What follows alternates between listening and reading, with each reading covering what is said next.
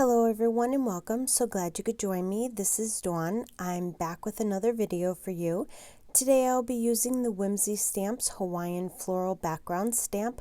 This stamp measures 6 by 6 inches and when stamped it measures 5.5 by 5.5 inches. You can do so many things with this stamp. You could heat emboss it, Copic color it, you can color it with colored pencils, and I think it's just gorgeous. So let's get started.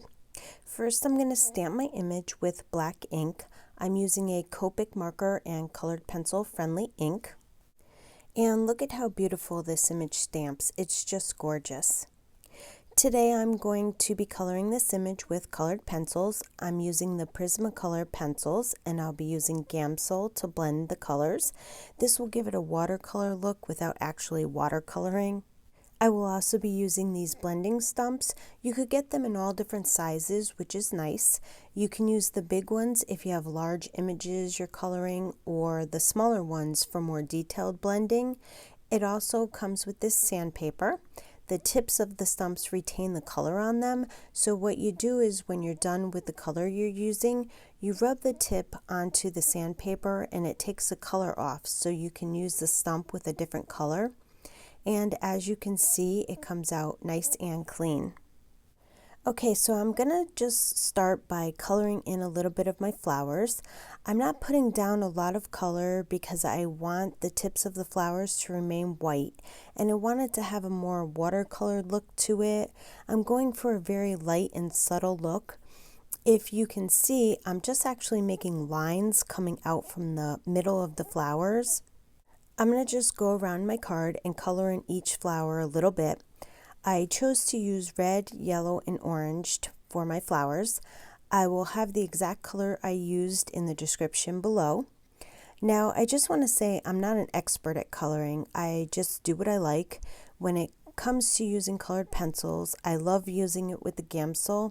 It just smooths out the colored pencil so much and it leaves it with a nice smooth look. I want to start by saying you should keep the cap on the GAMSOL all the time when not using it, and you should work in a ventilated area. So what I do is I take a little GAMSOL on my blending stump and then working in an outward motion from the middle of the flower to the outer edge of the petal, I kind of drag the color away from the center of the flower. When it stops blending, I just go and dip my blending stump back in the GAMSOL. What's great about using the GAMSOL is you don't need to be precise. The GAMSOL makes the blending effortless. It basically does the work for you. So as you can see, I went around the whole card and I did all my red flowers first. Then you can either clean off your blending stump with the sandpaper or you can use a different one. Since I have a bunch of them, I just decided to use a different one. So I go around the entire image and color in all of my flowers until they're all blended. For me, this method is much faster than Copic coloring. You could whip out a bunch of these cards in no time. This image would be great to make a set of cards for someone. You could color in the flowers with different colors for each card and also put different sayings on them.